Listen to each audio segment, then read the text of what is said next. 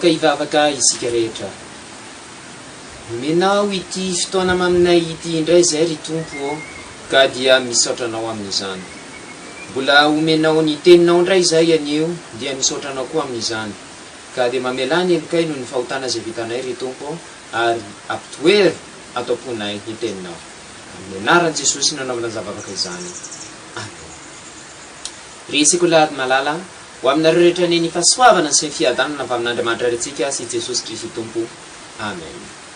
Ny soratra masina zay voalahatra ho torina amin'izao alahady fahatelo manaraka ny epifania izao dia araka izay voasoratra amin'ny filazantsara ny Matio. Matio toko fahavalo andininy voalohany hatramin'ny andininy fahatelo ambin'ny folo. Matio toko fahavalo andininy voalohany hatramin'ny andininy fahatelo ambin'ny folo. Toy izao no fivakan'ny teny amin'ny anaran'i Jesosy. Ary raha nidina avy teo an-tendrombohitra izy dia nisy vahoaka betsaka nanaraka azy. Ary indro misy boka anankiray nanatona dia ny akohaka teo anatrehany ka nanao hoe, Tompoko, raha mety ianao dia mahay manadio ahy. Ary Jesosy naniditra ny tanany dia nanendry azy ka nanao hoe, mety aho, madiova ianao. Dia nadio tamin'ny abokany miaraka tamin'izay izy. Ary Jesosy taminy, tandremo mba tsy ilaza amin'olona na dia iray akory aza ianao, fa mandehana misy ho ampisorina ka mitondra ny fanatitra zay nandidin'i Mosesy ho vavolombelona amin'ireo. Ary noho ny tonga tao Kapernaoma Jesosy dia nisy kapiteny anankiray nankao aminy ka nitarana taminy nanao hoe, Tompoko, ny ankizilahiko mandry ao an-trano marary ny paralisisy ka mijaly loatra. Eo Jesosy taminy, ho avy ao anasitra anazy. Fa namaly le kapiteny ka nanao hoe, Tompoko, tsy mendrika hidiranao ambanin'ny tafitranoko aho, fa mitenena ihany dia ho sitrany ny ankizilahiko. Aza koa mba lehilahy manandehibe ihany ka manana miaramila zay fiheziko. Ary raha hoy izao amin'ny anankiray, mandehana, dia mandeha izy. Ary amin'ny anankiray koa, avia, dia avy izy. Ary amin'ny andevilahiko, ataovy zao, dia manao izy. Ary nare zany Jesosy dia gaga ka niteny tamin'izay nanaraka azy hoe, lazaiko aminareo marina tokoa fa tsy mbola nahita finoana lehibe toy izany aho na dia tamin'ny Israely aza. Ary lazaiko aminareo fa maro ny avy any antsinanana sy avy any andrefana no tonga ka hipetraka hiara-mihinana amin'ny Abrahama sy Isaka ary Jakoba any amin'ny fanjakana lanitra. Fa ny zanaka amin'ny fanjakana dia arinany maizina any ivelany any no isy ny fitomanina sy fikotroanify. Ary Jesosy niteny tamin'ilay kapiteny hoe, mandehana, tongava aminao araka ny ninonao. Dia sitrana tamin'izany ora izany ilay ankizilahy. Amen. Raha tadidinareo tamin'ny heriny dia nisy fahagagana nataon'i Jesosy. Ina hoe zay zay matadidy? Inanovany Jesosy ny rano ho divay. Zay mihitsiny. Dia eto misy fahagagana vaovao indray anankiroa ataony. Fa ny zavatra ho jerentsika dia hoe iza le olona nanaovana fahagagana. Karazan'olona iza no nanaovany Jesosy fahagagana. Iza ny tokony omena an'ilay fahagagana. Misy manko ny mihevitra hoe arakaraka ny zavatra tsara ataony no ahafahany manantona an' Jesosy na ahafahany mahazo zavatra amin'i Jesosy. Hoe miezaka izy manaraka ny didy folo, miezaka izy manao zavatra maro ohatran'izany dia zay ihany no afaka manantona an' Jesosy. Kanefa dia zao andao jerentsika reto olona reto. Voalohany, boka. Ino zany boka zany? Tsika mpanao fanenjika mahay an'izany tsara mihitsy. Aretina ny abokana. Zao manko izy efa tsy dia misy tsony dia mety tsy haitsika. Fa izy io dia aretina dia ny ratsan-tananao raha ohatra hoe tratry ny abokana dia miena. Ary na dia sitrana ara dia tsy miverina intsony fa mijanona eo. Dia feno zavatra mangirangira, zavatra fotsifotsy amin'iny vatanao iny. Ary dia mamindra. Mora mamindra kely, tsy tahako ny coronavirus amin'izao io. Io mbola mila raha manao kasibosy ianao dia tsy mifindra. Fa ny abokana vao manantona kely an'ilay olona ianao na manao kasibosy na tsy manao kasibosy dia mifindra io.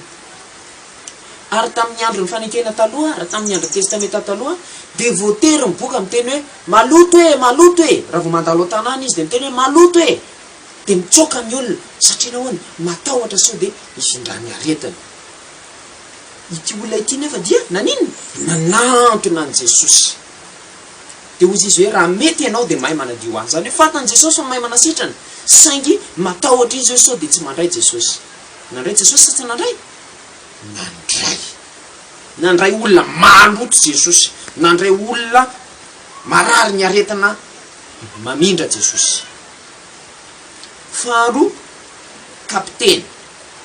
kapiteny Romana zany hoe tsy isan'ny zanak'Israely ary lazaina tsotra ary de zao hoe fahavalo ny zanak'Israely de nanana ankizilahy marary izy mpanombo zany narary de nanantona an Jesosy izy a mba hositraniny ary fatany tsara hoe satria tsy zanak'Israely satria izy a anisan'ny fahavalon'ny Israely isan'ny tsy tiany Israely de tsy tokony hositraniny kanefa de zao sany nanantona izy satria nao fatany fa Jesosy a mahay manasitrany. Inona antika mbaran'izany resaka lady malala afaka manantona an Jesosy ny olona eny fa na de isika mieritreritra hoe tena tsisy dikany rehetra isika ireo mihitsy ny ano tokony manantona an Jesosy. Mety misy miteny zavatra diso amintsika hoe mila ohatran'izao manantona an Jesosy mila ohatran'izao zao tatsika tsara eto fa niza nanantona an Jesosy na olona mamindra aretina na olona fahavalony zanak'Israely de niraisany Jesosy ary nositrany. Isakasika lady matetika de voahilika ao am-piangonana indrindra rehefa fety be de avoaka ny tokotany ohatra atao mipetraka amin'ny tany raha misy zavatra de hoe ankizy tsy ilaina de rehefa tratrotran' izay tsika azakivy fa manatona an Jesosy de vonina indray atsika mandraka ariva na amin'ny fotoana inona na amin'ny fotoana inona. Fahasoavan Jesosy Kristy Tompo mba fitiavan'Andriamanitra ray ary ny firaisana sy ny fiombanana amin'ny fanahy masina ho amintsika rehetra ny hatram'izao ko mandrakizay. Amen. Ivavaka isika. Sotranao ndray zay ry Jesosy io izany teninao izany. Sotranao zay fa vonina ny andrayanay mandrakariva ianao na inona na inona olona toetranay olona na olona atakiny ahoana zay de vonina ny andrayanay mandrakariva ianao. Mangataka aminao ary izay ry Tompo raiso izahay ary diovy amin'ny fahotanay amin'ny anaranao Jesosy nanao amin'ny zavavaka izany. Amen.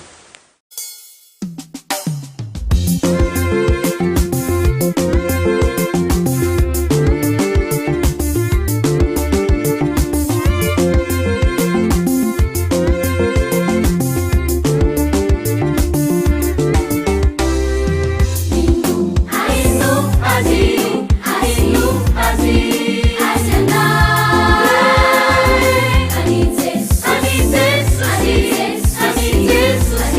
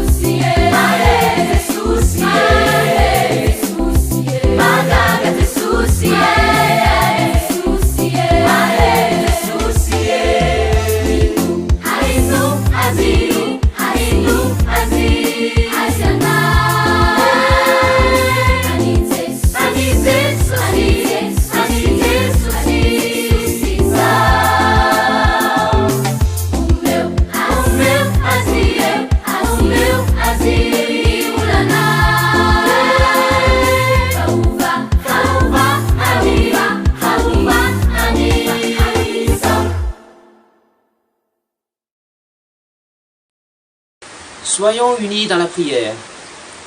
Nous te remercions, Seigneur, pour ce merveilleux moment que tu nous as donné. Nous te remercions également pour la parole, pour ta parole que tu vas nous donner. Pardonne-nous les péchés que nous avons commis. En ton nom, Seigneur, nous faisons cette prière. Amen.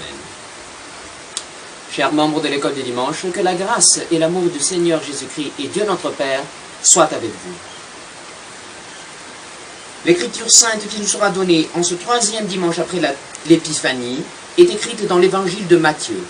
Matthieu chapitre 8, verset 1 au verset 13. Matthieu chapitre 8, verset 1 au verset 13. Voilà ce qui est écrit au nom de Jésus-Christ. Jésus descendit de la colline et de grandes foules le suivirent. Alors un lépreux s'approcha, se mit à genoux devant lui et dit « Maître, si tu le veux, tu peux me rendre pur. » Jésus étendit la main, le toucha et déclara « Je le veux, sois pur. » Aussitôt, l'homme fut purifié de sa lèpre.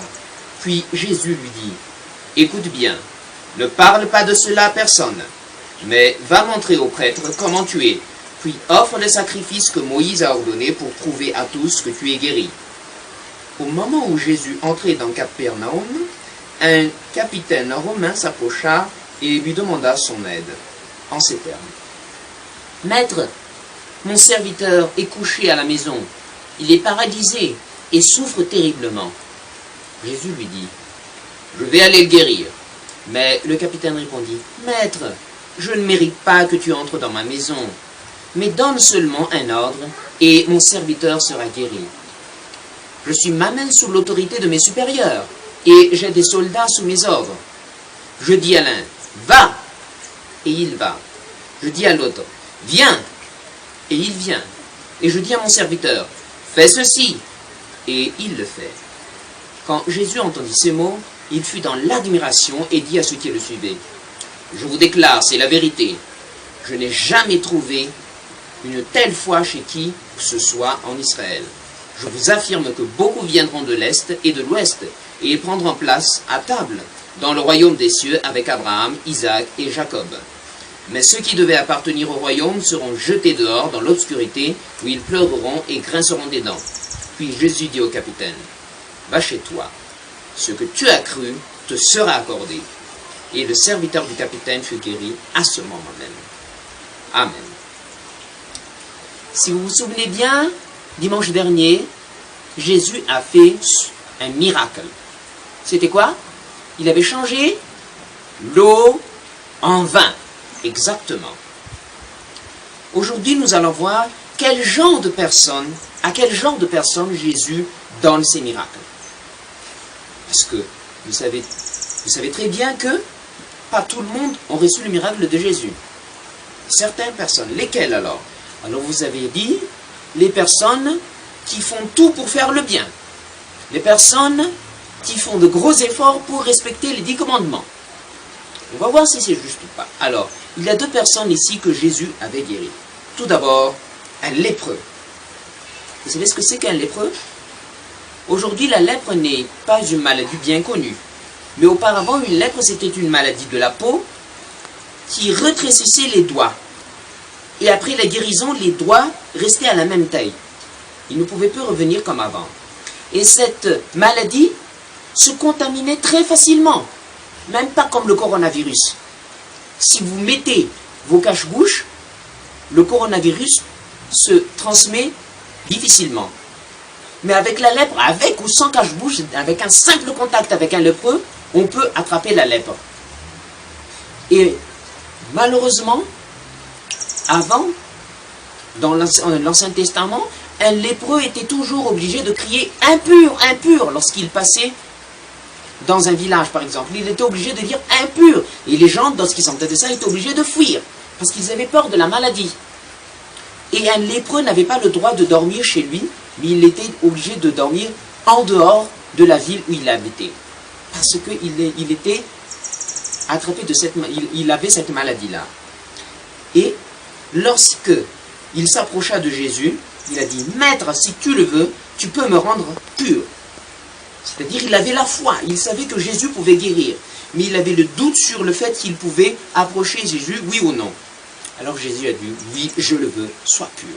Il a accepté de guérir cet être impur. Donc l'impureté n'est pas un obstacle pour approcher Jésus.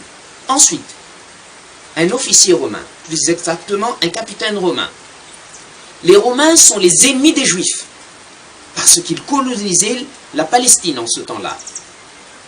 Ils faisaient souffrir les Juifs. Alors les Juifs détestaient les Romains. Or, ce capitaine-là osait approcher Jésus, parce qu'il avait un serviteur malade.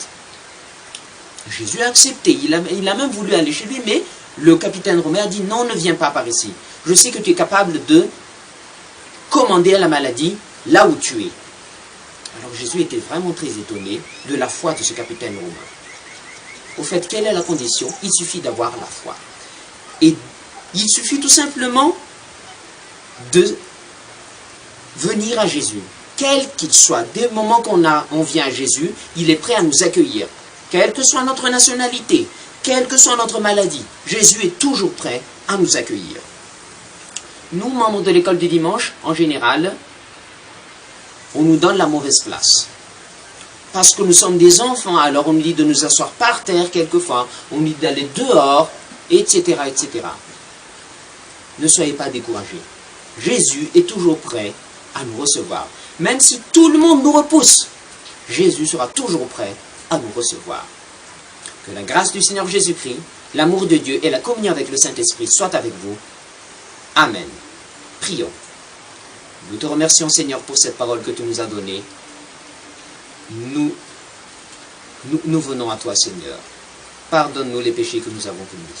En ton nom, Seigneur, nous faisons cette prière. Amen.